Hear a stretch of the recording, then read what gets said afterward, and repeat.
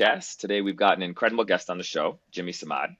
Fresh off some booty duty as a dad, if I hear correctly, Jimmy's a lawyer with a sharp mind, a real estate investor, and just an all-around fascinating dude. But get this, he's not just crunching legal briefs all day. He's out there playing the real estate game like a chess master. And as if that wasn't enough, he's got a ride or die story that involves a 3 a.m. jail rescue. I mean, come on. This guy's the definition of versatile. So, Jimmy, thanks for being here. And how's it going? Good, Sulov. Always a pleasure. Thanks for having me. I'm excited to do this with you. Yeah, I appreciate it, man. So We've had many let's chats over the years, and this one we get to do on video. finally, right? So let everyone else hear all the brilliant things that we talk about, That's how you want to call it. Go. right?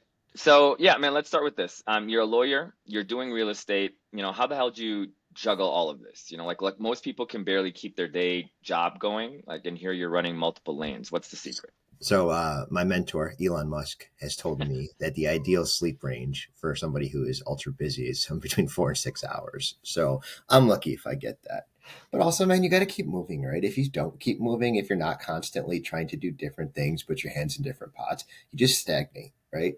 So, like, I love my job. I'm never bored. I'm an attorney. I run a practice. I have staff. I'm a partner at the firm. It's good. It's wonderful. I love it. It's challenging, but you also want to be challenged in different ways, not just, kind of one track. I feel like it helps with improvement, self improvement, and just growing, right? More than anything else. Yeah, for sure.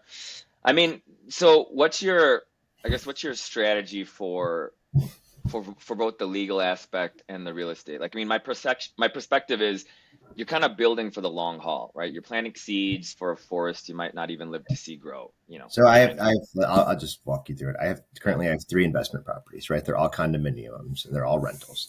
What my goal was is just to grow wealth. Like the first one I got really young, and I got it because I had some cash saved up and the economy took a huge downturn. So I never would have qualified for a mortgage for this kind of a property. Maybe even like at the time, like I was graduating law school because I didn't have enough income. So at the time, because I had some cash saved up, it was really easy for me to get the first one, right? And Nice. over years, I was able to pay down the first one. Using the first one, I bought the second one. I had a ton of equity built up, and then from there, I got the third. So it's just supplemental income. Like God bless, I do well. My job is good, but you have to grow like actual wealth, right? Because if you take your Yeah. W-2 income, you're being taxed on that. You're running all of your life expenses. Being a 38-year-old man with three kids, it's really expensive. But after that, I just need some like supplemental income because if I just live on my salary, I will just be, I guess, doing the bare minimum. And even though I'm an attorney and I do okay, like it's still pretty much paycheck to paycheck in this economy because everything's so expensive. Yeah. So that was my approach as to why I wanted to do it. And then in flagging the right kind of apartments, I wanted to figure out what's close to home, what kind of work I can do myself, what is not going to be super high maintenance. And then for tenant selection, this was huge for me too, is finding somebody who's going to be a good long-term fit. Like younger people usually love to bounce around. They go from apartment to apartment to apartment.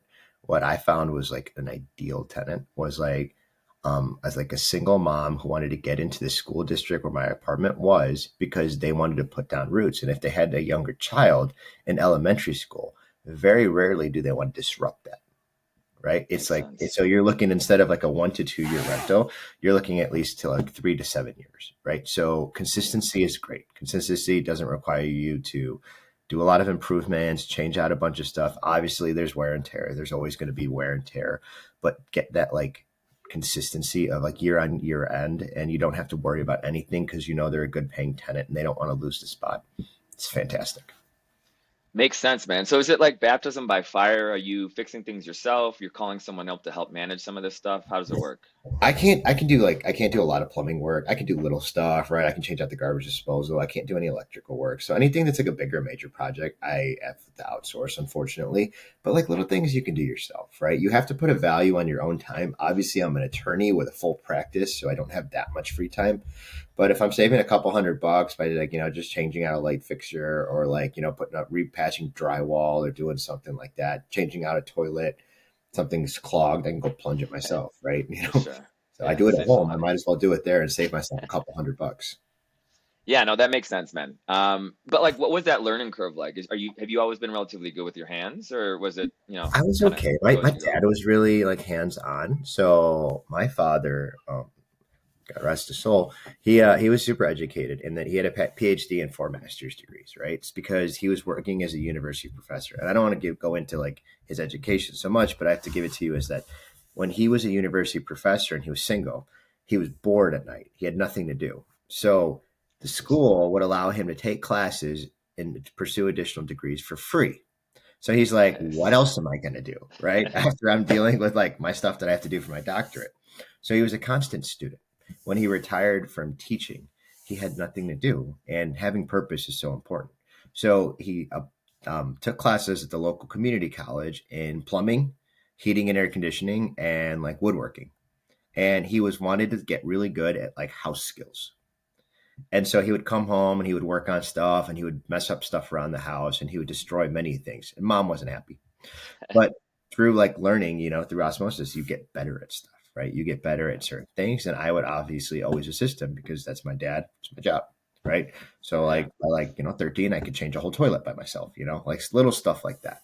So that's how I got yeah, relatively good at it, but just by doing those kinds of things. There's still a lot of work I'm not great at. Like I do work in my house now, but I don't do big projects because there's stuff that for aesthetic purposes, you want it to be like pristine when it's your own home. On a rental, I don't care as much, because yeah. it's like churn and burn. Yeah, man, and I gotta be honest, like with my brother now having his own place and fixing stuff up, I mean, there's like a real pleasure like that comes to like fixing things yourself, being hands-on and being able to get stuff done. Like, I don't know, maybe it's like just going back to like your man roots, being rugged, but like I think there's a sense of accomplishment that comes with that as I well. actually find it peaceful too because like there's no technology. Like yes, you're using your mind, yes, you're using your intellect, but I just feel like it's more physical. If anything, you're connecting dots and then you're putting something together. And like we played with Legos as kids, right? We worked with Exactly. different kinds of building blocks and everything else. And now taking this contraption, and for example, I'll use a toilet, just figuring out how the interbowl works with like the different levers and everything else. It's satisfying when it's done and everything Yeah. works, and you flush it and you're like accomplished something. It's great. Yeah, because it's like it's a puzzle, and I feel like you said, I mean, everyone's not the same, but I think a lot of boys growing up, you'll see like they break toys to try to put them back together, right? Sure. Like, does it work? Does it not work? And yeah, this is like an adult version of that. So I'm with you, man. I think there's a lot of it. Yeah, like you said, after you fixed it and you test it out at the end and it works well, it's hard not to be happy about what Sure. you And just then did. on the business side of it, you have to save expenses where you can, right? Otherwise, you're Yeah, never going to turn a profit. The whole goal is to make money. And if you're spending on people to come out to do something like $200-300 for something that would take you 20 minutes for like yeah. $30, cost benefit analysis, you have to commit the time. For sure. And I would say, I think the common um, idea is like most of the millionaires and billionaires in the US have come from real estate, and it seems like that model is, buy a unit, buy a multi-unit place, leverage that to then buy another property. I mean, ultimately, is that your goal? Like by the time you retire, have a pretty sizable real estate portfolio, and the income there would potentially generate more than your main I income. mean, from your mouth to God's ears, but yeah, obviously that's the goal. And here's the reason it's the goal. One of my clients said it to me really early on. He said, the thing about real estate is God's not making any more of it, right? So the thing about land is obviously it's up and down, the market changes, but you can pretty much, it's one of the most secure investments because you know if you could either sell, you could rent, you could refinance. There's different ways to play with it to ensure that some way it's going to be profitable for you, right? Or if all else fails, you cut your losses, you go live in one of your properties, right? And then you're saving Yeah. so much more money. There's different things you can do. So obviously growing wealth and growing real estate is a great way to grow wealth because you can literally take, and then you can take like loans against the equity, right? In your different properties. You can HELOC out of them. You're able to accumulate wealth by just owning, this piece of property somewhere. So ideally real estate would be a huge thing to do. That's what I want to do. It is more secure. I'm a gambler. I like, sports betting, but I'm just not the guy who's going to spend the time following the market and everything else to trade stocks and do any of that stuff. Versus this, I can look at properties, I can know where I can rent and what I can raise and charge, and it's easier for me to kind of like gauge it. True. And I guess you kind of touched on this earlier. You're tending to look at properties that are closer to home, quote unquote. So it's like places that you can actually physically go to if you need to, if anything comes up, right? And the hardest part is like once you like you engage a property manager, right? And then that property manager has to find you somebody, a laborer to come out and do some work and everything else. You're taking the minimum amount of money because it's not that much per month. Even if your property's full paid off. Like for me, I have condos, so I have to pay assessments, I have property tax, I have insurance, I have all the other stuff. Granted, the utilities are included, which helps, but you take your profit margin and just will continue to dip the more money you put out there. So closer to home is Yeah. good for me as I can go there in 5 minutes and go fix an emergency, right? And if I can't, at least I can get the right people in my area to get there quick. Like I have a Rolodex of people I call for certain jobs, right? For sure. So That makes sense, man. And so have you had any horror stories at all? Like, you hear some of the horror stories in real estate or in Airbnb rentals that kind of turns people off to it. this was fun for me. It was like 12:30 at night. One of my tenants called me and she said, "Hey Jimmy, the tub won't shut off." And I was like, "What do you mean the tub won't shut off?" She's like, "Well, the shower thing." She's like, "Something was leaking, so I undid it." And I was like, "What? Why would you undo it? Why didn't you call me?" She's like, Right. "Well, why don't you come over here?" So I go over there and she's like, "The tub is just filling up with water, and me and my son are taking buckets and dumping it in the kitchen." And I was like, Jesus. this sounds like a recipe for disaster. And I said, it's midnight. I don't have a key to shut off the water because it's for the entire building. He's like, Oh, I'd have to call maintenance. I said, did you call the emergency line? No. Okay. So I called the emergency line. I get online with the property manager. She's like, yeah, well, my guy's probably asleep. And I was like, well, if you don't wake up the plumber who has the key to turn off the water, the entire building's probably going to flood. So I rush over there and there's this thing, it's in a shower head. It's called a cartridge, right? It manages the water. So it allows for the piping. You put the cartridge in and it keeps the water and it doesn't shoot out unless you turn wow. the knob. It's literally like a physical cartridge that goes in there. So her genius idea was that looks loose. Let me mess with it. And so she Oh, played with it, and that's where the water came from. So I get there and I look and I see what she did, and she had like a paper clip in there. So I pull her paper clip out because I'm like, why would you do this? And water starts gushing at me. So I take the cartridge and I just shove my hand in the wall. So for 35 minutes, my my hand God. is in the wall, holding it in place and water is just gushing through. And I had so much pressure on my hand, like my skin is peeling, Oh, wow. praying. And then the plumber calls me and he's like, "How bad is it?" I was like, "Well, my hand is currently stuck in the wall, sir. So if you don't go here in the next 5 to 10 minutes, I'm pulling it out and letting everything flood." So he's like, "All right, I could be there in 10." So he rushed over there, got there, Damn. turned off the water. You can replace the cartridge. It's super easy replacement, but you have to shut off the water. Can't Fair. do it otherwise. Once he turned off the water, pulled it out of the bag, put it in, it was a 5 minute job. But now I had to pay him Damn. $500 to come in the middle of the night because I appreciate her. She was trying to make it a non issue so I don't have to leave my kids in the middle of the night.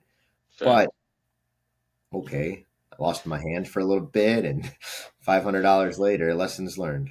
Yeah, man, that would be frustrating to say the least. Dang. Well, It was there you something. go. I was just praying for this to end. I'm like, when is this going to end, God? Because I'm just Have going you to look. had uh have you had any of those tenants that refuse to leave? Like, again, some like the stories that go viral where like there's a squatter or something like that, you can't get them out. It happens. So Um, I'm lucky, knock on wood, is that I'm an attorney. So when I talk to every tenant and every prospective tenant on the front end, I give them the hard sell of I have no problem evicting you. I will win smart. and it will be painful for you. And if you mess with me and you mess with my money, it's not going to end well because I have no reason to play the games because it's just so common in real estate. A lot of my clients Yeah, who I represent and people who come to me say, "Oh, I have this tenant, he won't leave. He keeps, minus my language, messing around with the money and he'll pay a little bit here, but he's not paying in full." And they give me so many different horror stories or sob stories as to why they're not paying. It's business. makes Business sense. is business. Things happen, right? Somebody's actually in the hospital. Something bad happens to somebody. You can understand that. When they're really, kind of like push the envelope, I just pull the trigger. I'm able to file the Yeah, lawsuit quick, and I know how to game the system enough to that they have tenants have a lot more rights than landlords nowadays. But if you push it hard enough in the right ways, you're able to accomplish your goal. That's And then good. now they have an eviction on their record. Having an eviction on your record is a scarlet letter. So it's one of those things is now it's going to be really hard for them to get a new unit. So this was not worth it for you. All you Makes had to say is, sense. "Hey, I have no more money." I had a guy, truck driver. He actually was a former felon. It was hard for him to get a unit, but he was a truck driver, and I represent a lot of trucking companies, right? So I'm very familiar with the way their business operates and how their cash flow is. So he was a good paying tenant for a long time. And then he just told me, Jimmy, business is dwindling down. I don't have a lot more coming in.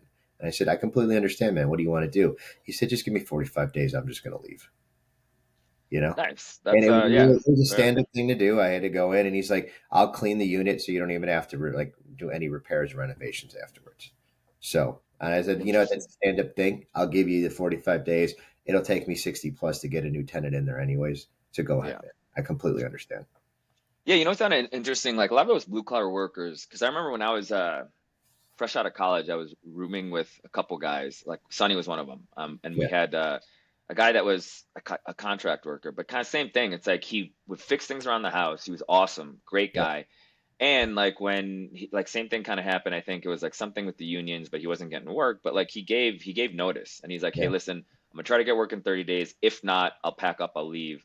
And like Sure. lucky enough, he was able to, so he was able to make rent. But like you said, like those guys, they seem like somewhat like relatively trustworthy. It's like that's kind Yeah. of tenant you'd want to have. I've never had issues with these blue collar workers, and even on the legal side of it, like I obviously have some sophisticated individuals I represent, guys with a ton of money. They're actually the biggest pains in the butt because they I've have a heard. ton of money, not by putting it out on the street. You do good work, they'll pay your bills.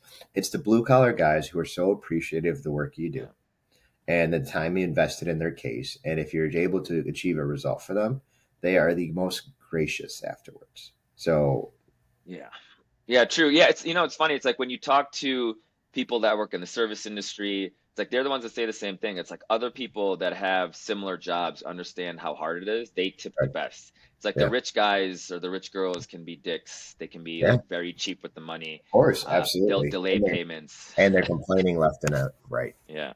So Yeah, it's interesting, man. Well, here, kind of changing gears a bit. So, one thing I find interesting, or what I've heard is, you don't have to get into the details about this, but apparently there was a 3 a.m. wake up for an individual you might not have known as well at the time. T tell me a little bit about this story. Um, you know, yeah, what's the deal with that? I was asleep, and you came into my room, and you asked me some Was it questions. me? It was you. It was you because it was your friend who was in trouble, and you said, "Hey, this is what happened," and I said, "Okay, what police station are they at?" So a couple individuals who you knew went to watch a soccer game and had a couple of fermented beverages and maybe more than a couple. And so what they did was they were hanging out, talking smack to the other team's fans that were all in the same bar. As these things happen. Met an individual who was not their friend, but since they were all wearing the same shirts, I guess it's gang mentality at that point. I know, That right? individual talked more smack than everyone else and then decided to pull out a knife. So our two acquaintances who didn't know, let's call him Knife Man, ended up getting arrested in the same fight. You walked into my room. I was asleep. It was a weeknight. And I remember what you said to me. You're like, hey, I just have a few questions. And I'm like, what police station are they at? And you're like, well, I don't know. I'm like, you're going to go find out. And so you went and found out. And I said, okay. And then I got up and I started putting on my suit. And you're like, what are you doing? And I said, we're going. And you're like, well, why are we going? I said, because I'm going to call the police station. I'm going to ask the officers if they're going to bond out tonight or they're going to have to stand for courts in the morning to be arraigned. So the difference is that is sometimes they have this thing called an I bond. Like if you get in trouble, sometimes on a DUI, sometimes on like a smaller misdemeanor type case, they'll give you your paperwork directly at the police station.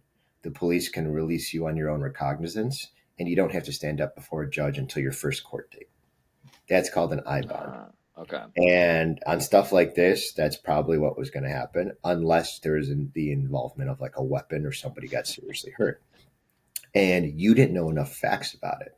Yeah. So I called the police station I told them who I was, and I said, "You're holding two individuals that I'm going to represent." So I said, "What's going on here? Are they going to bond out tonight, or are they going to go get arraigned in the morning?" He's like, "Well, we haven't decided yet." I said, "Cool, well, I'm coming in." Oh, okay. So when they knew I was coming in, I would have pushed them. I would have spoken to the officers. I would have made them have to put my clients in a different little room so I could speak to them at the jail. And they didn't want to deal with that. Yep, So makes by sense. me calling in saying I'm coming, all of a sudden they were given paperwork and released. So by the time we pulled into the police station, they were waiting outside for us. But Nice. I had to suit and boot, and I had to go through the process and get it to the point where the individuals on the other side of it, our friendly neighborhood Chicago police officers, knew that somebody knew how this works, so as to. Convenient, man. You're secretly a Superman, or you're like a superhero. It's funny. It's like, honestly, it's like we joke around, but that's loyalty, man. Most people wouldn't even answer the phone at that hour, let alone suit up like Batman. Obviously, these guys were appreciative. How do they thank you? I wasn't even that close to them, right? Like I probably hung Right. out with them like At a the time, handful of yeah. times of that stuff, but in a crisis, in an emergency, you do what you got to do. Yeah, man. It's the bro code, but I think that was, and honestly, that was when we didn't know each other that well either. It was kind Oh of yeah, early on. you became my roommate. I think we hung out like maybe again a handful of times, five or Yeah. six, and then we lived together. But it's not like we were hanging out every single day at first. Yeah. Yeah, man, So but it's stuff like that that brings you close quite quickly. So it's like after that, we were hanging out effectively every day. yes, I agree, and then became gym buddies. So it was Yeah, good. it was fun, man. It was good times. Um, but okay, so kind of, I mean, we're jumping around a little bit. It's okay. So let's say this. All right, so we're gonna switch gears a little bit and talk about financial literacy. And part of the reason why I'm bringing this up with you is you're obviously killing it in two fields, that most I people wouldn't don't say even killing understand. it. I wouldn't say killing it. I'm a humble guy that at least is able to pay his bills. Killing it is Doing, a hard definition. You have to have a no. You have to stay humble, but most importantly, you cannot be satisfied because if you are sure, satisfied, that is when you stagnate and you will never make enough money. And I promise you, I am not wealthy because I have three kids. Okay, do you understand right. how expensive children are?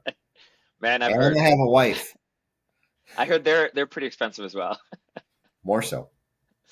But I mean, regardless, you're right. Like, so you're doing well enough, and I'm with you. It's like always try to aspire, always set goals that you can try to achieve more and more. But I guess with that, a thing that I find interesting is why don't you think financial literacy isn't taught in schools? Like, I think it's insane. People graduate knowing how to solve for X, but they Yeah. don't know how to handle their 401k. Oh, dude, I'm 100% with you. And does it need to be absolutely addressed? Yes. I think it needs to be addressed in so many different fields. And again, even just like let's remove the school part of it. Let's just go to pro athletes, right? You see individuals Yeah, are going to in their first couple years of actually being in their profession are going to make more money than they ever dreamed of.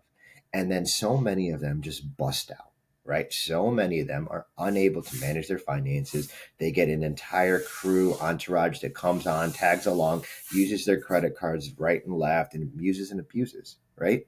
And then yeah, on the other flip side of that, you'll have one or two individuals who will take their huge salary, put it all away, spend none of it, like live hand to mouth, be very cheap with it, yep, and will be able to then take that money and after they're finished playing, invest it, right? And do something huge with it. I have no idea why this is not taught, but it needs to be right, taught because if we're going to look at people in positions of power, right? Let's talk about like politicians, legislatures, all these kinds of individuals. All of them have enough financial literacy to go from a $200,000 a year government job to be having in the millions. And I'm not making jokes here about Pelosi and stock right. trading and everything else, but to the point where they're all intelligent individuals, they all have some working knowledge of this. They'll know how to take their money that they're making and invest it to the point where they're able to grow wealth outside of that job, which may or may not last if they get reelected. Yeah. But us, the commoners, well, figure it out. Well, and so that's my thing. I'm with you. So it's like because I don't think it's a left or a right thing. I think it's a both thing, frankly. Right. And it's like, yeah, it does seem a bit suspect that these senators and congressmen and women are outperforming hedge fund managers and folks whose whole job is this consistently year on year? So it's like, Absolutely. right. And that's where you start to think it's like, all right, well, is this system set up for financial independence or to be financially dependent or independent? And it kind of makes it seem like they want most people like us to be financially dependent, and we're too busy trying to, like, find left and right, while they're going ahead and making money, like, I would say millions in the market, or rigging the system so they're benefiting from it in a way where, like, it's not a free market economy, which I think is obviously fantastic. The free All right. market part. So you know my politics enough that I love this country, right? I Yeah. am a gung ho patriotic American. I love America. And I still so much so believe in the American dream, right? Because with that is individuals like you and I, if we were back home in Southeast Asia, our opportunities would be limited to who our parents know, and if we were already part of an elite class. Because in that society, there is the 1% upper ruling class, and then there's a lower class. There is no middle class. There's none. Yes. Zero. They don't believe in a middle class. They want to keep the wealth amongst the wealth, and they don't want anyone to rise up.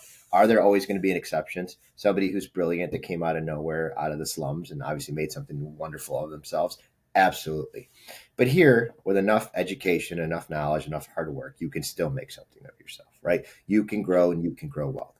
Because my parents immigrated to the United States, I am able to practice law, own a house, have a couple nice cars, stuff that I would never have dreamed of if I was still, grew up in Pakistan, right? Yeah. But here I'm able to do that kind of stuff. So, but I do think there is a sense of the ruling elite class, whatever it is, the uniparty or what they want to be. It's not right. It's not left. It's not Democratic. It's not Republican. It's those in charge versus those who are not. They don't want us to be super financially independent. They don't Yeah. want all that because look at just how income works, right? We are taxed W 2 income on the money we make, right? What is it? Like almost 30% of our paycheck is out the door, state wise, federal wise, Medicare, Social Security, all that kind of stuff. Then that money that we earn, our net income, to go buy something now, we are charged sales tax upon that item that we are buying. Yeah. And then to come home when we buy a piece of property that is ours and our land, we now have to pay property tax on that piece of property that we still are paying a mortgage on as well for the government to take a piece of. So there's a handout in the sense that whatever your wealth is, whatever you're going to accumulate, it's not all yours, right? Yeah. And if you look at the way the IRS works as an attorney, when there's tax cases, they're a slam dunk. Why? Because the government, the way at least I've understood it through the law and speaking with our attorneys, taxes, it's not your money. It's our money. It's the government's money. You have no right to it. So being able to defend one of those is almost impossible because they want that money. They run the country on that money, and they want to ensure is that we're taking enough of your money to Yeah. accomplish our objectives and goals, but also to keep you kind of a little bit pinned down that you're dependent upon us, right? Because Absolutely. if everyone was like, financially independent, able to just leave whenever they want, go explore the world, what are you going to listen to someone saying, hey, now it's COVID times, you're staying in your house, you're not allowed to leave. Yeah. Now you're going to get on a Yeah. private plane, you'll go somewhere like Sweden or Switzerland that wasn't closed during the pandemic. Yeah.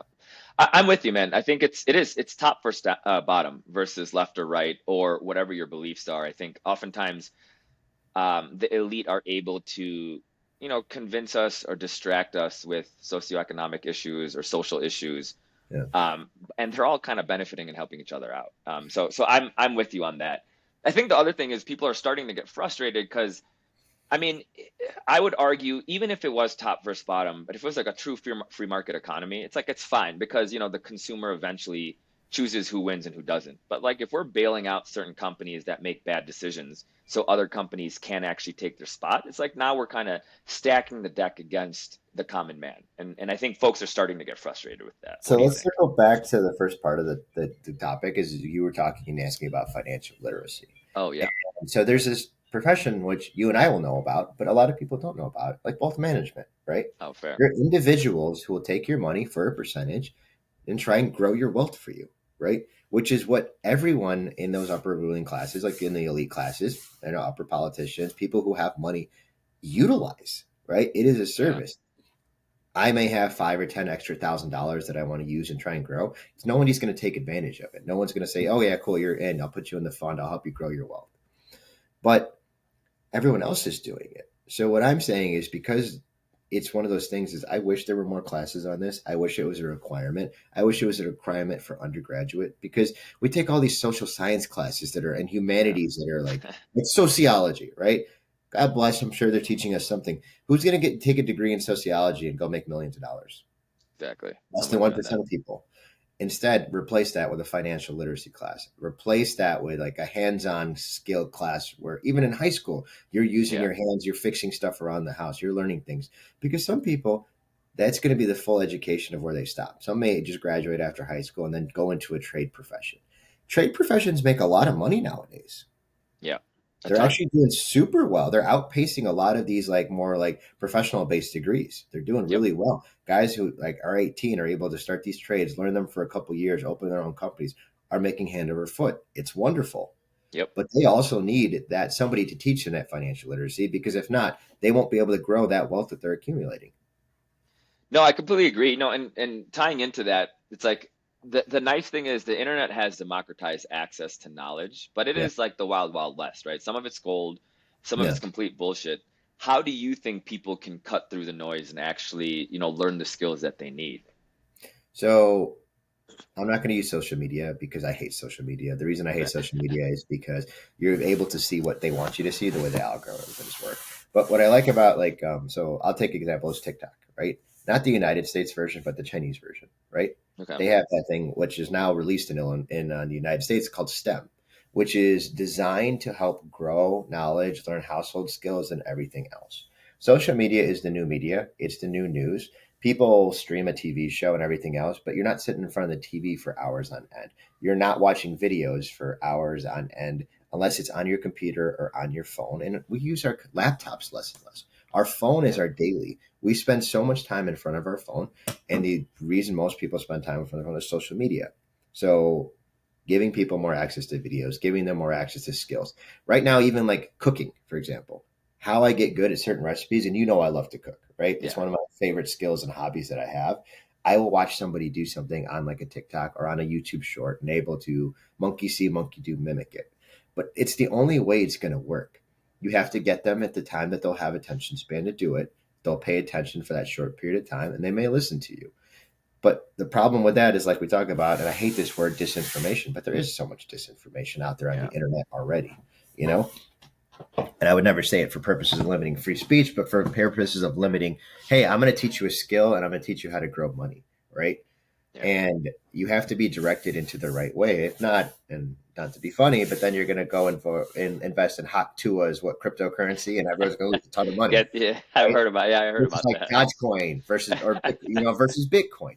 You have to know which one is actually going to mean something, like Ethereum versus some of these other ones. Yeah. You need someone to guide you, but how are we going to do that? We can't assign a mentor to every individual. We can have programs and mentorship programs from individuals who have a ton of money. They have that, right? Like Jordan Belfort has like a program. He Yeah. teaches you how to grow wealth and everything else. You just have to be wanting to go get the information. It's out there, and you always have to sift through it, right? Because there's no one size fits all. What may work for you, it may not work for this other individual. They may have a lot more money to play with than you don't, but you still want to grow. But Yeah. I guess the information is out there, seeking it out, finding a way to go get it, and it'll work. And if not, trust in people.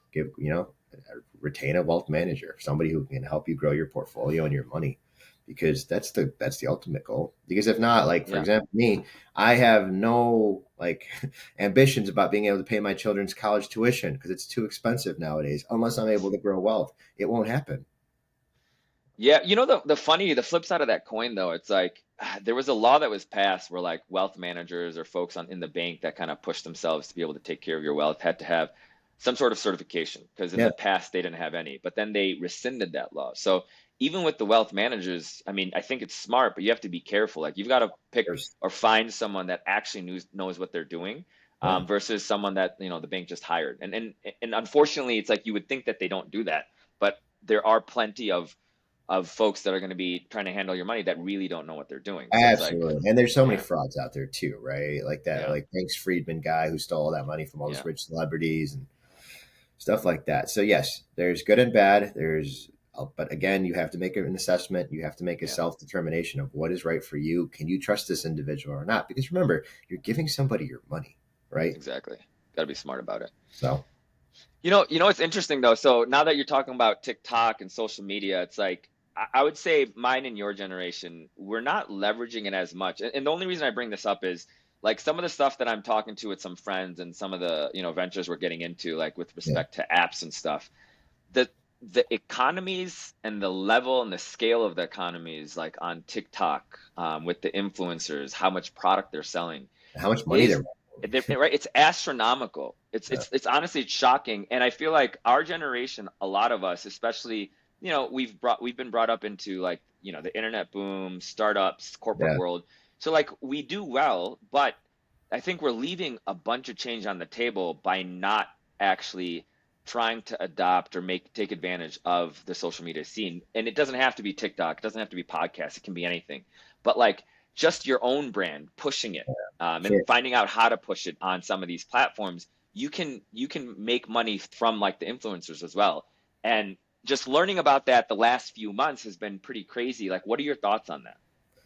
So I am an older millennial, and I'm from the generation of social media is cool, but it's a mess. It's full of drama, and if you put too much of yourself out there, it always ends up badly for you, right? So that's why I've always kind of stayed away from like, oh, I'm going to have a brand. I'm going to have a this. I'm going to be posting videos. I'm going to be talking about myself constantly because I also don't like to talk about myself constantly, right? I feel like that's Yeah, just a huge ego trip where people are, either virtue signaling or seeking dopamine from other people, just, gratification in that you guys like what I'm doing. So because of that, we're not going to focus on the whole monetization of it. Whereas other individuals, like we used to make fun of, oh, I'm an influencer. And now it's like, yeah, this influencer is making hand over foot. They're crushing it. They have all yeah, these deals with all these brands. They're getting all this free stuff, free clothes, free trips, everything else. In what world would I not want that? Of course I'm exactly. going to want that. It's just the struggle of I don't want to put myself out there. I don't want to expose me, my kids, my family, put them all out on the internet. Who knows what happens with it versus I'm now not growing like everyone else is growing, like changing with the internet and the times and able to then again monetize off of it, Yeah. which Yeah, is and sad. and that's the key. It's like when we were growing up, like people would say astronaut, like Hollywood actor. Like a lot of kids are now saying they want to be an influencer. So it's like, Yeah. and to your point, like the interesting thing is I'm with you. Like I don't like to be on social media, but it's like something I feel like we have to learn to get past because even if like the interesting thing for me is like so I was going on and just checking, some of the like the amount of money that was being generated through some of these apps. So it's like it Yeah. seems like a lot of these college kids that are smart, they're literally creating shitty apps, but they're like phenomenal at viral marketing on TikTok or Instagram. And Yeah. they're making like 10 to 20,000 MRR on shitty apps and they're just rinse and repeat, right? And I'm Sure. like, and so yeah, the point then becomes it's like, all right, I get that we we do have like a barrier because we don't want to put ourselves out there, but it's like I think we need to figure out we need to do it in a way where we balance it so that we're not leveraging it at all because it just seems to be too big of a market for us not to try to take advantage of. So let's take it and then let's talk about it and apply it in a way of like our older generation to us and then obviously to the next generation. And I'll Yeah. do it in finance. And the way I would do it is this is like gold, right? Our Okay. parents loved to buy gold, right? Because they thought that is wealth, right? And then our generation comes around and like, well, why are we buying gold? Why do we need to buy gold? I'd rather use my money, have it in the bank, take it, and be able to use it at some point. I'm not going to own a bunch of this gold and then sell it, right? So Yeah. our generation was all about like cash accumulation. Now this next generation, none of them have cash. They don't believe in cash. They don't like to utilize cash. They will never even trade cash amongst each other. It's I'm swiping a credit card or I'm using these digital apps and all my currency is digital and Yep. being transferred in a digital format between one another. Because a lot of them Understood. don't even want to carry a credit card. They just want to use their phone, ding, and walk away. So from gold that we thought was crazy to cash and cash accumulation. And we used to have like boxes of cash stored places. If something bad happens, I can take my 10 grand I have in my closet and disappear. Yeah. Versus now with them, with digital, all of your transactions are being obviously recorded somewhere. And everything you do, you have a full digital footprint of it. But with that comes this monetization now is I can make money off of social media not scamming people necessarily, but creating all these apps, telling people it's more important and it's a bigger deal than it is. You have all these Yeah. influencers who aren't actually attending some of the places that they pretend to be at. They'll either like Photoshop it Yeah. in or green screen it or pretend it's way better than it is. And you go to this location and it's like, it's shit, right? Yep. So Absolutely. like, I feel like it's just this constant change that like maybe we're growing out of it. Like, I just don't know how I can adapt to what's next, even though I thought that was Yeah. crazy, right? I'm with you, man. And I think it's interesting too because yeah, like you said, it's like a lot of what you see. Well, I mean, it's also good now that they're starting to try to post like what you see like next to what actually it is. So people hopefully become a bit more skeptical rather than jumping right in. But Sure. the other interesting thing with this is because like the younger generation is growing up with social media and like mobile phone and internet, like since the age that they're 1 or 2, it's kind of interesting their relationship with technology and Yeah. social media. Like I agree with you. For me and you, it's like I don't want all my information out there, but there's a level of convenience that I'm willing to work with to deal with Sure. tech like the younger generation. I'm not going to give the specifics, but like I remember a friend was telling me one of his nephews, his niece and nephew did something stupid, like very stupid. Then like a bad result happened and they posted about it on social media so their friends could see because they're like for laughs, shits and giggles.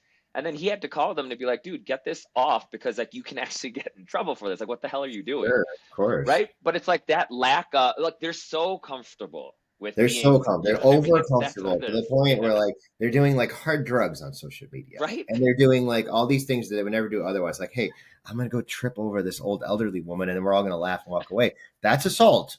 Yeah. You just It's committed a crazy. crime, and you have don't have like the consciousness to realize I'm doing something bad, and I'm posting this all over the internet for people to see. Yeah, So it's shocking. But social media is here to stay. It's not going to go anywhere, unless obviously China hits us with an EMP and the entire grid's turned off. Otherwise, I agree. no, it is here. It is here to stay. So we do have to adapt to it. I don't know what the answer is for it to have like that median of it, because at Yeah. the same time, like, and I'll talk about this in the context because I understand it of raising kids, right? We had coloring books, we had TV, we had Saturday morning cartoons. They have iPads. They Yeah. grab your phone at a restaurant, they'll start watching something to calm them down. And sometimes I just want to put out the fire. So yeah, I'll give my kid a device. I want to get them away from screen time. I found Yeah. different things now that I'm really pushing hard to get them off the screen time and away from the iPads. And I don't let them watch it at certain periods of time because I just don't want them stuck on this device looking at something. And I Yeah. explained it to my wife a little bit. I was like, again, I watched shows. We had TGIF on ABC on Friday nights. The whole Hell family would yeah. sit I remember around that. and watch TV on a Friday night. I said, what do they have? They don't watch shows. They might watch some Netflix and here and that, but they'll watch YouTube videos and everything else. And they swipe because we swipe. Yeah. And they also see us playing on our phones and watching on our phones. And the hypocrisy of me of, no, you can't be on a device. Well, Dad, what are you doing? Yeah. So like I try and when I come home too is put my phone away and not be on it unless I have to for work or other purposes. But I just it's not going anywhere, and Yeah. it's becoming so much more of our daily life. And like now, like I don't know what's going to come next. Like they had Google Glass and the Apple like glasses and all that other stuff, but to just have more in front of your face all day every day, I feel like it's a terrible idea. But maybe I'm just too old and I'm growing out of it and getting cranky. I don't I mean, know. it's that Real World One movie type stuff. I mean, like we're not that far away from it, honestly. We are not. Unfortunately, we are not. But again, I think that kind of touches on a lot of this. It's like you're like talking about our parents' generation, our generation, and like the younger generation. I do think it is what you're comfortable with. Like for our parents, they probably felt the same way with respect to the internet and how comfortable we were with like sharing, getting on email, doing this, doing that. And they're like, well, you shouldn't share that information. And we're Yeah, like, dude, you're crazy. It's not a big yeah, deal. yeah, And the absolutely. younger generation feels the same way with like literally just having their whole life online. And we're like, Yeah, that's stupid. And they're like, no, no, it's fine. It is what it is. yeah. But I I'm mean, with like you. with that, it's like I feel like I don't know how people are going to get elected in 20 years. It's like everything's online. You know what I mean? Like you can't hide anything anymore. Or maybe that's a good thing. Like you really get to know every candidate going forward because there's nothing to hide. Sure, but then like the other part of it is like, and I'll go a little bit off topic. And what I'm most scared about probably now, like our parents were scared about the internet. Who are you talking to? We don't know what's on the other side. You're in this chat Yeah, room. You're all that other stuff. No, mom and dad, it's fine. Now for me, I think the scariest thing is this whole AI, right? Because fair. somebody could post a video of you and me talking right now, looking like this, take our video, put different voices on it, and say that we're talking derogatory and using a bunch of racial slurs, right? And now it's on Absolutely. the internet because they can take our sound bite and adapt our voice, right? It's And like I've nuts. seen enough Terminator movies that I know computers are bad. Well, I At mean, some that's point, like, are we in a simulation? Is this a recording, Jimmy? Are we actually doing this? no, see, like there's so much that's coming out, and I'm absolutely fearful of it. I'm fearful of it with this whole Chat GPT. I'm fearful of it. I'll say this: is I have a client I was representing, and he's an attorney himself, and he sent me some work, and he's like, "Oh, hey, I started on the brief," and then when we looked at it, it was messed up, and it didn't make sense. So when I started to ask questions about it, it was like, oh, well, yeah, I was using one of those services to help me find, relevant cases. And I was like, good, well, I'm not going to use any of Uh, this because they're wrong, right? So the technology isn't perfect. And you even see in yeah. like now with schools with like they run everything through these plagiarizing apps and everything else to verify. Like it's Tough. smart to give you a sense, right? When we used to research, and I remember, and I'm going to date myself on this, like when I would go back and I wanted to research as like a high school student, early 2000s, I'd go to the library. I'd ask one of the librarians. They'd pull out this thing called Reader's Digest, and they would say, these are the topics. Go to these shelves, and these are the books. That was before websites were as extrinsic as they are now, having all of this information, Yep. right? And I'd look at books, and I would look at an article, and somebody would hand me like an article I could read, and that's how I'd start the process. I think this AI stuff is really good for giving you like pointed topics to take it and grow branches to develop what you want to do. Absolutely. It'll Yep. do it way faster than you and I would. But at the same time, you can't trust it to do everything because then also there's no Yeah. free thought. What are you learning in this process? What are you educating yourself about? What knowledge do you have when a computer handed you something, right? And I Completely don't want agree. to talk politics because it's funny, but like these speeches that were given to Kamala Harris, wonderful. She's able to deliver on when she's reading off a teleprompter. You push her on a point, she can't talk about it True. True. because the actual knowledge that came with making the point that you're actually saying isn't there anymore. Yeah. I mean, I think you're right. I think we're in that phase where we're starting to adjust to AI. Because you're right. It's like I think it's very similar to the calculator or to the computer. It's like it'll supplement the work, Yeah, but like the end, it's, at least it's not good enough yet that you. I think you're right. Like you use it to kind of create a foundation of what you need to do, but then you really need to drive it home because it's not at a point where it can. Like then I sure. feel like we've all heard that case where like the lawyer literally didn't review what ChatGPT told it, and then it used case law that ChatGPT made up Yeah, in he, court. he was suspended. Yeah. I mean, it's like that seems like just very like how are you not checking? Like that seems like a very basic thing that you should do your due diligence on. Correct. But all right, let's So talk about this. let me ask you Yeah, a topic now on the yeah, V-test side of this, because this is a V-test yeah, podcast. AI in healthcare. I think it's the future, but I'm also a little bit concerned about it. And yeah, I would ask you about it and how you feel about it. And I would do it this way. I think telemedicine is cool. I am a big fan. And I'm a big fan because my primary care has a terrible schedule. It is very hard for me to get an appointment. If I'm coughing up a storm and I probably need an antibiotic today, I go to the immediate care because my primary care has very few openings. Oh, I'll see you in like 4 or 5 days. Well, I'm sick today, right? yeah. But the good thing about like immediate care is great and it's fine. I could probably be done in like a couple hours. But what I like about telemedicine is I can go now on these like ZocDocs or other websites. I can start chatting and speaking to a physician and do like a Zoom call, and they can like kind of make an assessment of me and my symptoms, and I can get a prescription in an hour.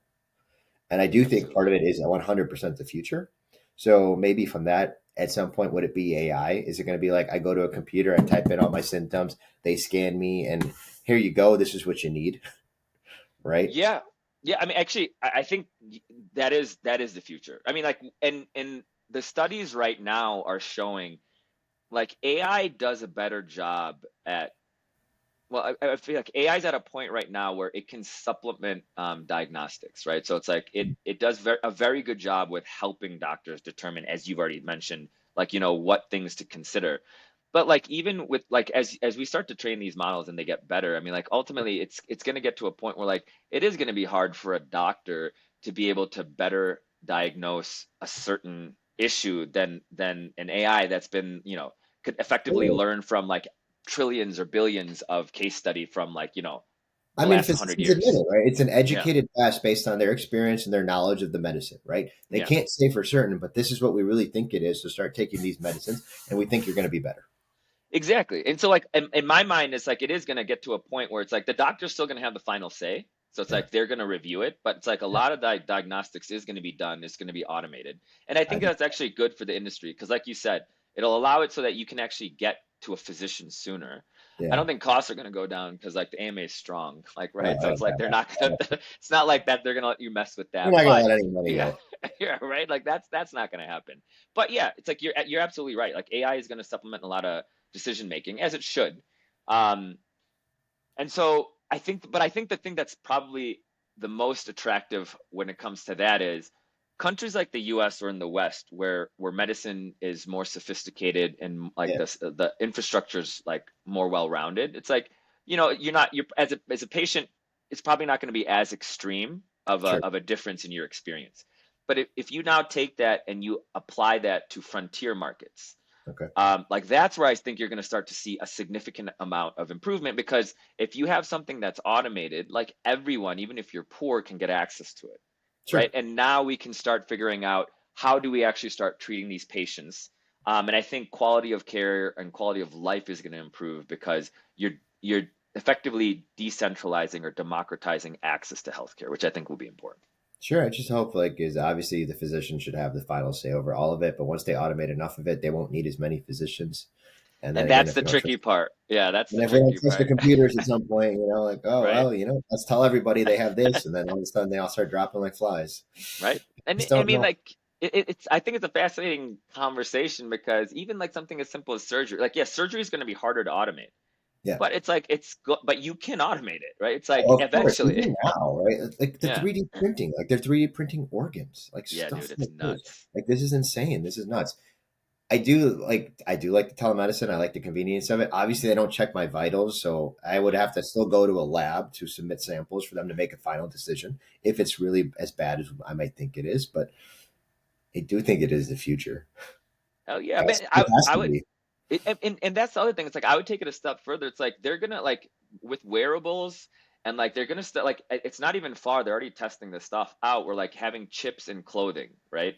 For like athletics, this, that, and the other thing. It's like, eventually, dude, your shirt and your watch will be able to tell you your vitals, and that'll Yeah, connect to your telemedicine. So yeah, effectively, like, outside of, I would say it's like, it's not gonna, it's, we're gonna get to a point where like you probably can do absolutely everything from home.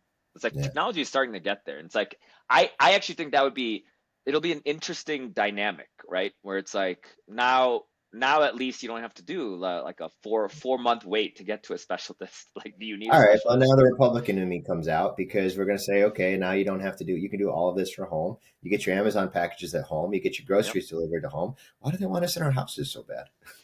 Well, dude, that's so I agree with you there, but like also, why do they want us on a rent economy? It's like that's Yeah, like the biggest, like not them owning trying to anything. sell us on that. It's like, dude, Yeah, our wealth comes from our land owning. It's like, of why are they course, trying to push us and get us to a point where we can't own land or can't own property? That's absolutely, crazy. absolutely. But So hey, let's jump back to the law thing a little bit because I think I'm interested in this. So you've okay. been in the legal field for a while now. You don't have to give us the specifics, but what's the craziest case you've worked on? Like, I'm talking about the kind of case that makes you question reality. Well, here's the other problem. Some of it's privileged, right? So Fair, I can't go fair. through some of it unless it's public record. But I can tell you. I'll tell you this one. This one's a Okay. fun. And so we were representing a an individual involved in law enforcement. I'll Okay. describe him in that manner. And he was what we in the industry like to be called a kept man. Okay. He was well taken care of, right? And so lots of gifts, lots of other stuff. I met him through, he was a witness on one of our cases. We had a really good rapport, so we kind of hit it off. Something happened, and he called us, and he's like, "Hey, I need a lawyer." And we're like, "Oh, sure, come on in. We'll talk about what's going on." And I was like, "So what happened here?" He's like, "Yeah, I had this girl, and she was we had a good relationship, but she was really generous." And I was like, "Okay, she was generous." And then I was learning more and more. I was like, "Oh, so you were a kept man. You were getting a monthly allowance. She was paying for your car. She paid for this other stuff." And I was like, "I don't see the problem. Why is this a legal issue? Good for you." Right? Yeah, hell yeah. Like, yeah, one day we're driving to the airport, and like I was like, "All right, well, thanks for the ride." And she's like, "What are you talking about? I'm gonna park." And he's like, "Why are you gonna park?" She's like, "Well, I'm going to Vegas with you." And he's like, "No, you're not." And she's like, "If I'm paying for it, I'm going." And he's like, she was pissed because I couldn't take her. He's like, "I had other stuff planned when I was going to be there." And I was like, "Okay." Again, I don't understand the lawsuit. He's like, "Oh, here." He pulls it out. I was like, "She's suing you for all the money she gifted you over all these years as a kept man." Jesus. Can So, you even do that? That's wild, dude. oh That yeah, is obviously wild. our defense would be that they were gifts, right? Right, And yeah. then the other part of it is going to be is that I gave these to you, and I gave some of them were not gifts, right? Some of them is you owed me money back, and obviously she's claiming them they were loan. And I was like, "Well, Ah, did you sign anything?" "Well, yeah, I signed something." And I was like, "Why did you sign something?" oh, So I had to defend it. I had to defend around the fact that he signed paperwork saying, obviously he signed promissory notes saying that he was going to pay these amounts back. But he's like, she never asked to collect on them, and it's been all these years. And I was like, "Yeah, yeah, well, because you were in a relationship with her, and then obviously it went sour. Now you're out the outs." yeah, So it was one of those things I had to defend, but I also had to toe the line because this individual was yeah. involved in law enforcement. So I had to protect him and his reputation because a lot of this is public record. So I can't make some of the certain arguments and things that I want to say as to why he was receiving the money because of his profession. So it was That's it was tough. It was tough to yeah. this is what I love most about the law. The law is not what you see on TV insofar as, "Oh my God, we have this problem. We're going to trial tomorrow," right? Like Suits is nonsense. I love the show. It's great. The clothing was phenomenal. I'd like to buy all of it. My favorite lawyer show is The Lincoln Lawyer, which is on Netflix. I I think like it's that the show. most accurate because they walk you through how they develop it as they go. Oh, interesting. So the law is chess, right? It's like a competitive sport. He's going to do this. I'm going to do that. She's going to do this. I'm going to do that. That's how you can actually figure out kind of what the law is. And even on positions like cases where you don't have a really good defense, and I'm not trying to be funny about this, but oftentimes I represent somebody who, in that situation, it's not good and bad. It's always gray area, but what would essentially be the bad guy or the person who owes money or something like that? Which is oftentimes I'm on the defense side. So I'm representing individuals like that versus prosecuting and trying to get stuff. So you have to be creative, right? Because Yeah, oftentimes it might not even be a defense necessarily as much as it is as I need to buy my client time. I need to be able to figure out a solution for them that works for them, and then they can take care of this problem and resolve this problem. So yeah, on his thing, we had to be really creative as to how we're going to defend this case, toe the line, keep his reputation intact, and not say too much and not give away too much. Eventually, it all worked out, and we were able to get the case killed for a very. I don't even think we paid money on it. I think she may have quit after a couple of years, but it was something where I think we wore her out, right? Because nice. resources went wars, and so it was a huge monetary victory for him. He was Hell great. He was yeah. happy as a clam, but at the same time, it took a lot of strategy. I can believe that. I mean, so that's insane. And so like anyone that thinks law is boring, there you go. It's not tons of drama. But I from your end then, Yep, go how, ahead. how do you stay sane? Like meditation, hitting the gym, like what are you doing? Like if you're dealing with a lot of this, right? It can be stressful. So, I'm a huge fitness junkie, right? Yeah. I love the gym, and I love the gym for two things. I love it because for me, it's discipline. I get up, I'm disciplined that I'm going to do this and I'm going to better myself, right? And I'm not shaming or anything else, but like we all look in the mirror and we know what we want to see looking back at us, right? So my thing is this is I may not be perfect. I'm 38 now. I'm not 25. I'm not going to have like an 8 pack or anything like that. But when I look back at myself, I want to know I'm doing everything I can to be with the version I want to be, right? Yeah. And I think that's my fitness journey. So for me, I get up in the morning and I work out. and I built a gym in my house, as you know. And I do that because I have 3 kids, I have a thriving law practice, and I have everything else. But that like 45 to an hour in the morning, that gym time for me, my phone is off, right? I may have music playing. Sometimes I don't even have music playing. I am just focused on myself. I'm dedicating time to myself, to enrich myself, to better myself. And then after that, like there's 3 things we always talk about that you're never going to regret in this world. And I would say is like after a workout, a prayer, and for me, it's spending time with my kids, right? A Of memory I course. create with them. So there are times we all don't want to go to the gym. There are times you lack motivation, but when Yeah, you're done, you're never like, oh God, I regret doing that. If you get for sure. injured, it's a completely different situation. But if you walk out of there and you had a good workout, you had a good sweat, and afterwards you're like, you know what? I'm actually glad I went and did it. So for me, Absolutely. fitness is my go-to. It is my drug of choice. And again, it keeps me disciplined. It keeps me on a schedule. It keeps me focused and a lot physically. It helps me allow to do a lot of other stuff because when you are fit, when you are working out, when you are pushing your body, it also helps mental clarity, right? For My sure. job is based on my mind. It's not on my physical body. I'm not lifting something heavy.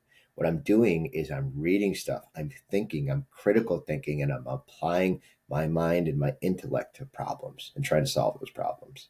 And the only way I can do that is if I'm mentally strong. And I get mentally strong, I think, in the gym as well. Even though it's more For of a sure. physical thing, I think the discipline of doing it every day, committing to it, that makes me mentally strong.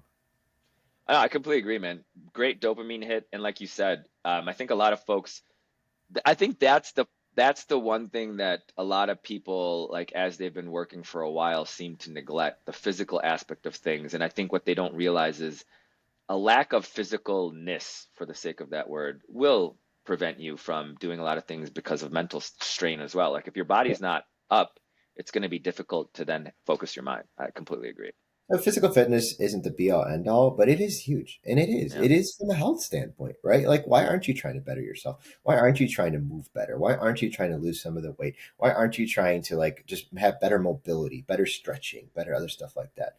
Because the body's a machine. It's like, the way you treat it, what you put in it, what you get out of it, your nutrition, how you push it, how you're able to train it is how you are successful, Yeah. right? As to Yeah. certain things you're going to do. So I know society, it's very hard. We are the most obese this country has ever been. The food Unfortunately. and the nutrition that we have going in and all the chemicals they put in our food are so terrible for us. But if this fails, everything fails, right? You Yeah. can't accomplish your task if you're physically not up to it. So You, I you think you're spot on. so I think fitness is huge. Yeah, I mean, it's interesting. There was a professor that was giving a lecture to his students. I think they were like freshmen, and like the first, Yeah. he went up to a student. He's like, "Hey, listen, like obviously a lot of people care about money. Right now, would you trade places with Warren Buffett? As in, you become him, he becomes you." And the guy's like, "No." Professor's like, why? So it's like obviously time is very important, but like I would argue, like kind of with that, what he's Yeah. kind of showing is you yourself. So it's like, and yourself is your body. It's like one of your most valuable assets. So how Yep. can you not like? Why would you not take care of it? Like it Yeah. just, it would be, it's something that you definitely should care. So I think that makes sense. So hold on, I was losing my train of thought. Let's see. All right, well, let's just jump into something else right now. More off topic, and we can get back into, the serious topics in a little bit.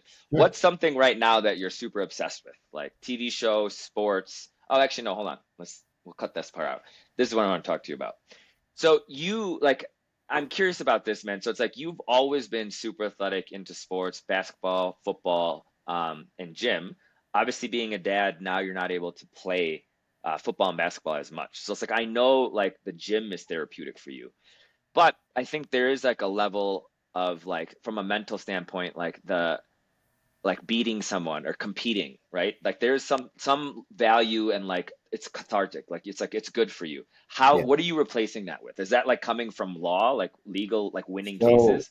so law is good in the sense that if you look at law and the track of records of win versus losses, everyone, if you're batting like 300, like which is not very good, you're a rock star, right? Gotcha. Because Yeah, you can never look at law of like wins versus losses. And all those people who like, oh, my track record is this, I've won this many cases, this and that. I think it's all nonsense because you can pick and choose your cases too, right? fair. Actually, the hardest thing to do is take a loser and turn it into a winner. right? Which is very rare, and a lot of people can't do it. I've done it a few times. I've won cases I should have lost. I've lost cases I should have won. So I get the competitive nature a little bit from that. I also have a good group of friends that like are workout junkies with me. And what we do Nice. is, all right, I'll just say what it is. We send each other shirtless pics. We all Yeah, of show our course. progress. We all go through it and we all push each other of like, hey, I ran this many miles today. Hey, I just hit this new weight. And it kind of keeps me like going because when you're I wouldn't say training for something. Like when you're training for a sport, right? When you want to get really good, you're working on your hands for football, you're working on your shot for basketball, you're trying to get new moves, you're trying to get faster and stuff. You're pushing yourself. When you're going towards a goal, you're probably like performing better or like working harder, right? When there isn't a pot of gold at the end of the rainbow, you kind of stagnate a little bit, right? I like having people to push me in different directions and try and help me improve myself because if not, I do stagnate, right? There are times where my workouts, I've been working out like since I was like at least 12, 13, right? Since like junior high, I've been a fitness guy.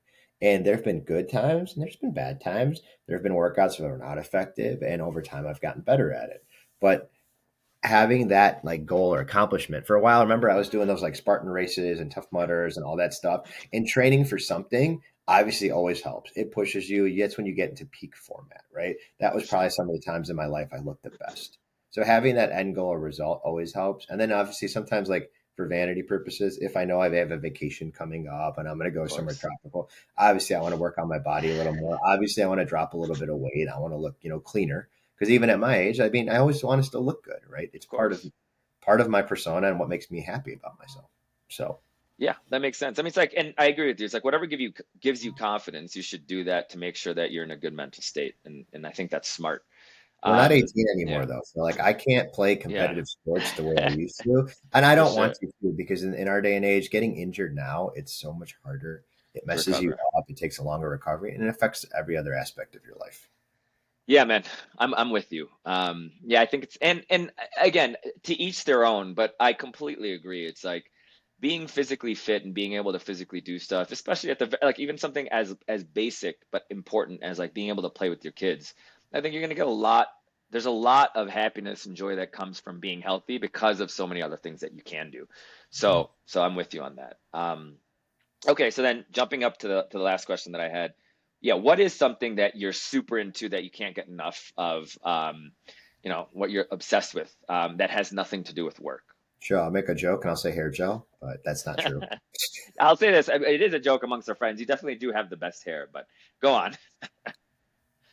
Something I'm really into now that I'm obsessed with and I'm really happy with. Hobbies, shows, anything. Actually, I'll tell you is the new diet I've been doing. And the Okay. reason I say it to you is this is what was it? It was like August, September. I really messed up my neck, right? Yeah. So at first I couldn't figure out what it was. I had like a pinched nerve and like I felt so much pain on the left side of my body. And it was getting worse and worse. And then I finally saw the right doctor, went through a couple orthopedics, and they told me I had a disc bulge in my neck. And so it was affecting a lot of like and I had multiple pinched nerves. It was affecting like the neurotransmitters going down my arm. So for like a couple of weeks, like my three fingers were kind of like this. I couldn't type. Like I could type, but like I couldn't like keep it straight because everything was kind of going. And I had so much physical pain and it's nerve pain and nerve pain. Like I can ice it, I can put a heating pack on it, but it's just like I was popping Advils like they were Tic Tacs. So I just, I'm a researcher by trade because I'm a lawyer. And I was like, this doesn't make sense. This isn't a way to live. There's got to be more that I can do. So the minute I started researching more and I started reading into it more, I was learning about how neurotransmitters will use glucose, sugar, to transmit pain. Interesting. So obviously, like a low carb diet, a meat based diet is really good for inflammation. I had inflammation, but I really wanted to figure out how I could reduce my nerve pain, because I was doing physical therapy. It was helping, not that much. I wasn't sleeping. I didn't want to take a bunch of muscle relaxers. They kept prescribing them to me. And I'm like, I don't want to be the guy who's on a ton of pills. So I started reading more and more about the carnivore diet. I started reading more and more about eliminating processed foods from my diet, doing an animal based diet, a lot of fats, a lot of meat, a lot of fresh fruits, and that's about it. And the only kind of sugar I would eat would come from certain fruits, not all of them, right? Interesting. And so I did 45 days straight. And I would say in the first 6 days, my pain levels went from like eights to threes, right? Wow. I was able to feel better. I still have some like nerve issues on my like left arm and my left pectoral. It's not 100%. I don't know if it's ever going to be 100%. Hopefully it comes back, fingers crossed. But once I started researching of like what I can do to help my body, to fix my body and to better my body, I was so excited about it. And why was I excited about it? Because one, I felt like it de-aged me a little bit. Like joints, aches, and pains were like gone from my body. And I just got to focus on what can I do to be in peak format. So for me, that was something I started getting obsessed with. I started Yeah. reading more about it, figuring out the right kinds of meats, the right kinds of foods. People were like making fun of me at my work because I'd walk into work and I'd have like a pound of ground beef, some cottage cheese, and two dates. And they're like, "That's your food?" I was like, "That's my food." But it worked. Nice. It worked. It worked well. And like, I'm to the point where now is like, we would have cheat meals here and there. I had some fun. Like, I was just on vacation with the kids last week. Obviously, I ate a little bit more carbs than I would otherwise. But I started realizing how much better I feel. And like doing something that makes you feel good, of course, you're going Yeah. to be excited about it, right? Like, you know Absolutely. me, like I'm not into drugs or alcohol. I don't do any of that kind of stuff. What I do is my dopamine is hanging out with my friends, which I can't do all the time because I have a family. Of course. So doing something else that makes me physically feel good and happy, like, of course, obsessed with it. That makes sense, man. It is interesting because like I even heard like Jordan Peterson was like apparently he had a lot of issues with his health and like Well, it was his finally daughter. His yeah. daughter had like some really bad inflammation issues and nerve issues, and not fibromyalgia. She had something else, and it was really Yeah. bad. And so he did it with her. And it apparently it worked for both of them. But I He think said it changed his right. life. Yeah. I think the fascinating thing from my end is it's like these like obviously certain diets work for certain people, but it is quite interesting to see like when you find the diet or I don't want to call it diet like the lifestyle like Lifestyle. the Lifestyle's a better dietary word. lifestyle. Yeah, great. Because it's like if it's a diet, that it implies that you're going to stop, but it's like that's not necessarily good for you. But if when you find the dietary lifestyle that works for you, it is Yeah. interesting to see like how certain diets really impact people's health, right? And Yeah. like people, like because I've seen certain people that are vegetarian or vegan. Like that do really well, and other people that have tried that where it did not work for them at all. But then, Yeah. like to your point, like you're trying the carnivore diet, and it's like it's doing wonders for you. So it's like it is It works interesting to for see me that. and my body, and I have this like mental clarity at work now that I haven't had in a long period of time, and like I It's just awesome. feel great. So it's like one of those things. Is like when you're doing something and it feels great, you're gonna keep doing it. And I mean, it's society tells you not to. Like I've seen all these like people like health, officials are like, oh, it's not the best diet for you. Well, individual, you're overweight, like so I'm Yeah, not gonna listen to you. fair. I'm gonna listen to my body and what works for my body. And Dana Absolutely. White said it the best. I really loved it. He's like, if you go to a doctor and they don't ask you about your nutrition, you don't have a doctor, you have a drug dealer. Yeah, And that's after actually a he said very good that, point. I was like, it clicked so hard. So he's like, I'm not going to a traditional doctor unless something is exponentially bad. He's like, other than that, he's like, I'm going to figure a lot for myself. Yeah. So, Yeah, no, I agree, man. And it is funny too. It's like when you're talking about the drug industry and whatnot, it's like the amount of like let's take something as simple because you have kids. I'm sure this is something that crosses your mind. Like I remember when I was growing up, everyone was prescribed Ritalin or yeah, Adderall for ADHD, right? And like I thought I wanted it, but my parents were just like, "There's no, we're not letting you take it." yeah, But it's like now that I'm older, I'm like, yeah, I'm glad they did that because like one, you get a dependency, but two, it's like, yeah, they're pushing a lot of drugs that do mess with your, your chemicals and like your sure, hormones and how you're developing. It's like, yeah. and it isn't good. So it's like what are your thoughts on that? Like how, like So if let's look you, at it from like we, yeah, we both went to graduate school, right? And what is the most popular drug in graduate school? Adderall, yeah, right? It's everywhere because people are like, oh, it's a cheat code. I'm going to use it to study and I'm going to do so much better on my test. And I didn't do it. And here's the reason I didn't like want to mess with this at all because I said, if I do this now to study, I'll have to do this to take the bar exam. Then I will need to do this to do my work. And so what I'm just going to be a pill popper. Like I love the movie Limitless. It was I do too. cool. If there was a pill that obviously made me use more of my brain, maybe I would take it. I know Joe Rogan says he has one, but I just didn't want to like drug dependency isn't a good thing. Like this was Yeah, never the standard, right? Obviously there are people who have health issues. We come from the South Asian community. We're going to have probably high blood pressure or high cholesterol and probably be pre-diabetic at some point in time. It's very much things that happen, right? Obviously, I'm doing everything to fight that with my diet and my exercise and all that other stuff. But outside of that, like being on like 12 medications, there's no world in which this is good for you because your body, a lot of it can cure itself, right? For Yeah. generations, that's what it did. Obviously, antibiotics, penicillin, all that stuff has been great technological advances, but just pill popping. You should take this for this and that for Yeah. that, and this will help you sleep, and this will help you do this. And at some point, is like you're just a mix of different pills and chemicals. And Yeah. I can't live in a society where that's good for you. I just don't believe it.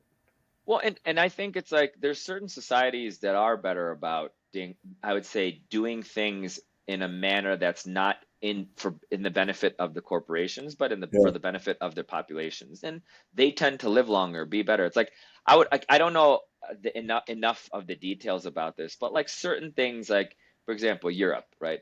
Like they're yeah. better about consumer protection. They're better about their food, like their food Their has less food. shit in it, right? It's like it's important.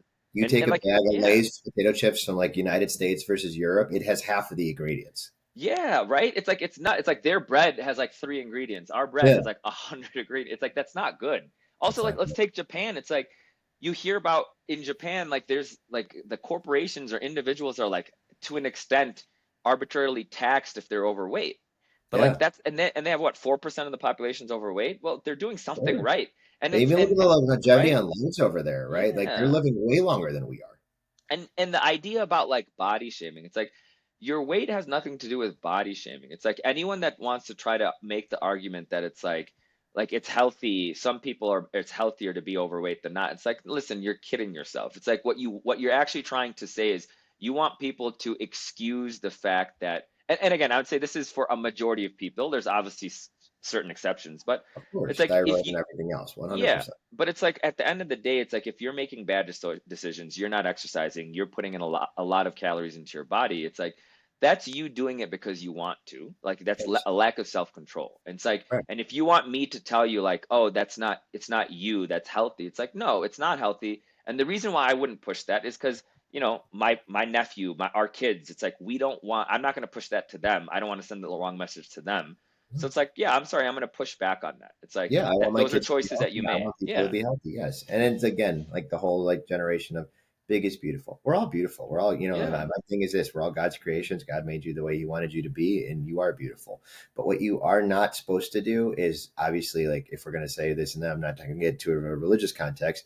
If this is the gift from God, why are you not taking care of it? Right? yeah, That's the other side of it. And again, like we talked about earlier, you know what you want to look like in the mirror. You know how you want to see. You also know how you want to move yeah, physically, right? You don't want to have knee pain. You don't want to have back pain. You want to be able to have a good night's sleep. You want to wake up and do all those kinds of things. So if you're not taking care of yourself and all of those, you're having all those ailments, well, it's on you. There has to be some yeah, ownership of what you do to yourself. And I think that's why what I don't like about society nowadays is we've gotten away from that. We're yeah. excusing behaviors, we're excusing conduct. You have to own your own actions. Well, and it's not just that, it's we're being asked that we have to also push that ideology. Because Yeah, like my thing is again, it's like you're right, like beautiful is very subjective. And I don't and like if and like so that like I don't have a problem with. Like whatever you think is beautiful, I completely I support. think you're beautiful. Well, well, you kind of have to say that. No, but I mean, like, but from the other perspective, but like healthy is very different. Like I would say healthy is objective. Like Yeah, if you can't move, you can't run, you have pain, as you said, you have sure, blood pressure issues, you have diabetes. It's like then objectively you're not healthy. And if you sure. try to claim that oh, it's not because of my weight and it's not because of my diet, it's like fine, you can tell yourself that. But I'm sorry, I'm not going to push that. I'm not going Yeah. to promote I'm that not because gonna lie. I I'm don't not agree gonna. with that. Yeah. Nope. Yeah. So that's where the distinction comes. It's like you can and you're kind of right, man. It's like I'm not going to argue this, but it's like at the end of the day, like when you're by yourself, like you know if you're lying to yourself or not. And if you want to continue Of to do course. that, fine, and it's Yeah. okay, and you do what you need to be happy. But Sure. it's like that doesn't necessarily mean that I have to help support or push that Of course. perspective. Like I'm going to Whatever push the my illusion you want to perspective. have in this world, that's Yeah, fine. It's your own. I exactly. don't have to be a part of it. Yeah, that I think that's the key. It's like as long as you're not forcing other people to be part of it, fine, do your thing. But it's like the moment Sure. you start pushing it on others, it's like, all right, maybe like, take a step back. I'm gonna push back here. Okay. So we're like 90 minutes into this, which was really good. Yeah. We've covered topics which we're pretty much in agreement. Let's find some topics where we disagree so we can Okay. go at each other. Let's do it. Here, why don't you pick the first one and I'll try to pick the second one. I mean, soccer is a simple one. You like well, no, but you're a Real fan, so it's like we do agree on Skinny that. jeans. Skinny jeans are over. I don't like skinny jeans though. But oh, you know what? Yeah, I've been wearing these though, the ankle pants that are like 4 or 5 Oh, years I old. still like ankle pants. I I do still too. like joggers. I like tied around my ankle. What else? What's something that we Let's could see. disagree on? Um, let's see. We And need we to can have take a spirited discussions. yeah. I We've mean, had them over the years. They just have not been on video. some of them aren't what is it, NSFW, not suitable for work. Yes. So Let's see. I mean, we got and again, we can cut all the breaks part out. So yeah, let's think about. We should let's talk pick about up something one or we should. two. We can cut out this part too. But how Yeah. long do you want to go? Because we're gonna do like 90 minutes almost. Oh yeah. So we can stop whenever now. Like we have enough content. Let's do So one more fun topic and then we'll yeah, call it. and then we call it perfect. It's been fun. Yeah, this has been, and this has been a good conversation, man. I'm glad. Thank you for coming on, man. We always have a good conversation. We do. And honestly, I was actually I was thinking about this when you said it, like, and I was talking to my brother. It's like having me, you, Rob, and Adam on after everyone's done it once, like, so they're kind of comfortable with like the format. I think would Yeah, be a really good conversation. Like, I I'm think, in. I think yeah, it'd be really good too. I think it'd be fun. yeah, yeah. And for that, like, I'll purposely have some conversation of topics that I know we're gonna disagree on, so we can kind of, just have a little bit of fun. Sure. Um, yeah, hold on. Let me Google something that would help us with I what have an we're idea. gonna Why go. don't we do mental health? But we agree on mental health, don't Okay, we? I think Like, I so. think it's extremely important I now. think I it is didn't. too. Yeah. So hold on.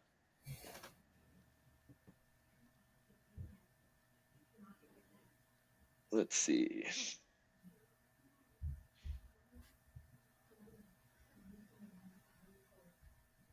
Okay, so I don't think we actually.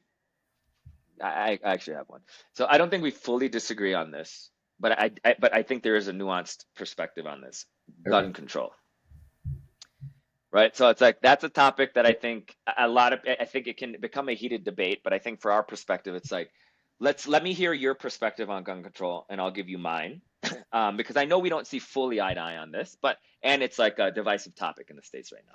So I will start with prefacing the truth of who I am. I am a concealed carry holder.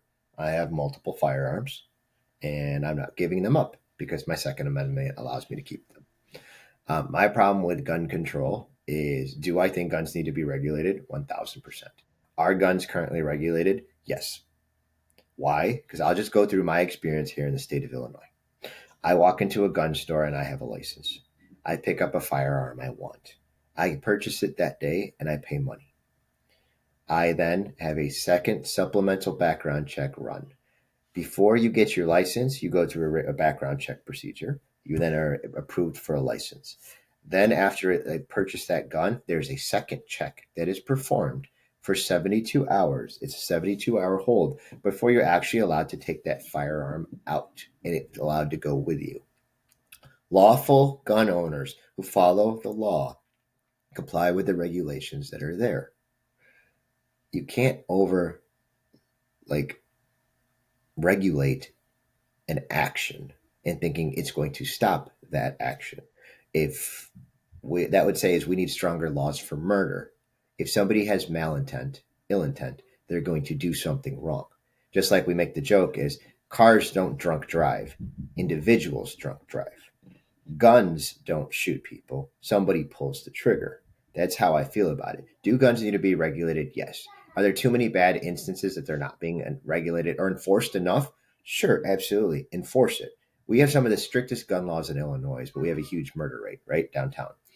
What do we also have? We have a large access to weapons that are not licensed to the individuals who are in possession of them. Passing more Mm, laws doesn't stop that. If somebody's going to commit a crime, they're going to go find a gun. They're going to get one from somebody. It could be a stolen gun. They're going to go commit that crime. Passing a law against a license holder like me doesn't stop said individual 2 times over from getting an illegal weapon and committing a crime. So stuff like, let's say, like the shooter in Nashville, right, or something like that. Yes, they're using weapons that they were able to take from their parents and everything else. Absolutely prosecute the hell out of that. Because me as a gun owner, every one of my guns is locked up. My kids couldn't get to them even if they tried. right? I take precautions, I make sure, and I believe in regulation. I think it's absolutely important. However, this whole gun control narrative of we have to take away the guns, it's in our Second Amendment. Why is it in our Second Amendment? To protect all of our other amendments. And what is this country founded upon? If your government is not accurately representing you and protecting you and doing all the things they're supposed to do, you are supposed to take action to rise up against it, right? Because that's how this country started when we fought away from the British. Taking away our guns, what is that going to solve? The criminals will still have them. You could be in a situation where something bad happens and then what? You don't have a firearm. I don't plan on using my gun. Knock on wood, I never have to shoot an individual. But remember, when I had a gun license. I've had it for years. I got my concealed carry in 2023. Why? It was a Tuesday morning. I was coming out of the courthouse in Lake County. I was in Waukegan. I was at a gas station. 10:30 in the morning. Two individuals approached my car. It was raining. One was coming around the back side of the car and started talking to me and trying to distract me, asking me about my car. God bless, out of the right side of my eye, I saw one coming around the front. Jeez. There is no reason for them to come to my car. And Yeah. anyone could say, hey, maybe you're overly cautious or you're just super worried or, it's a conspiracy, this and that. No, I felt what I felt. I felt uncomfortable. I felt like Yeah, they were going to roll me and steal my car. for sure. After that, I went and got my concealed carry license because there's too many videos out there of people doing bad acts. Bad actors need to be regulated. How are we going to regulate that? Enforce more of the laws, right? I agree with that. I mean, I just don't know if control is the right word. Should it be more enforcement? Yes, enforcement. I'm all for law regulation enforcement or gun law enforcement. Enforcement is absolutely the key. If people aren't complying, if people are rushing through paperwork, that's a huge issue. But to say is that we need more laws and we don't have enough laws, that's just a failure of enforcing what you currently have. What's to say you're going to enforce the next one? Unless you actually want to take them away, because then like I said, the only ones that will have them are the criminals, the individuals who intend to do bad acts, who obtain guns illegally. Sure. So, So what are and you? here, so I agree with I think I agree with a decent amount of what you're saying, but I think I have a nuanced perspective on some of it. So first, and so this part is just for argument's sake, like the Second Amendment with respect to like overthrowing the government. I get it, I support it, but I also feel like pragmatically there's a difference between a gun now and then like the 1600s or the 1400s, because it's like the government has a tank and a plane. It's like a gun's not going to do anything. But again, that's more just for argument's sake. I Sure. don't, but because of the fact that it was in the Constitution, I'm actually don't have, I'm not opposed to it. Now, the parts that I start to deviate is with respect to gun laws. I think one of the issues I have is there are not enough universal gun laws. And what I mean by that is, yes, Illinois has some of the strictest gun laws, but the surrounding states don't. And so Yeah. then like if you go to like a fair, like you can get a gun pretty easily. Like No. folks that shouldn't be able to get a gun. Like No. in surrounding states, like in Indiana and stuff like that.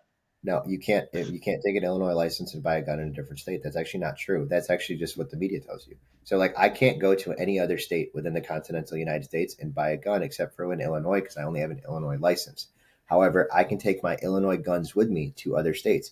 If I become a resident of another state, I can then buy a gun in that state. You can't actually go to fairs in different places. What you can do is go to a fair, purchase a gun. It has to be shipped to a gun FFL license holder in Illinois, and you pick it up from that individual. All of that, what you said, is logical because we see it in TVs and movies and other stuff. Like, oh, I'm just going to go somewhere else and buy some guns or do everything else. Um, it's not actually true. But I mean, like, so this part, and so I guess we need to get into this. But like, I've read specifically, like, if you're going to certain gun shows or fairs, they have fewer restrictions than a licensed gun store. So it's like obviously it depends on the local and federal laws Sure. governing the transactions, but so it's like okay, I Well, agree with individual you. to individual, sure, it may be different, right? Because their Yeah. transfer paperwork, they can just hand it to one another. But So if so it's my like, thing is, so you're right. So like I agree with you. I don't think it's probably as severe as the media is saying it, but I would push back on saying it. I don't think it's as strict. I think it is easier to get guns in certain fairs and certain we'll see. shows. But Sure. but but again, let's say it's I agree. Like, let's say it's not as easy as the media tries to portray it. But it's like I would say my issue again though then becomes the argument like, hey, Illinois has some of the most gun violence, but it has some of the strictest laws. So like gun laws, like that's not going to solve the issue. I'm like, I don't think that's a fair assessment. I think if we had the exact same laws across the entire country, then and we were enforcing them, then Sure. I'm like, yeah, I think then that becomes the argument. And again, I'm not saying we should remove guns and we should take them away, but I am agreeing with you. We need gun law enforcement, but we need it to be universal. Like there's Sure. no exceptions across the board at all. I think then we're starting to get to a point where I'm like, yeah, this I can get behind.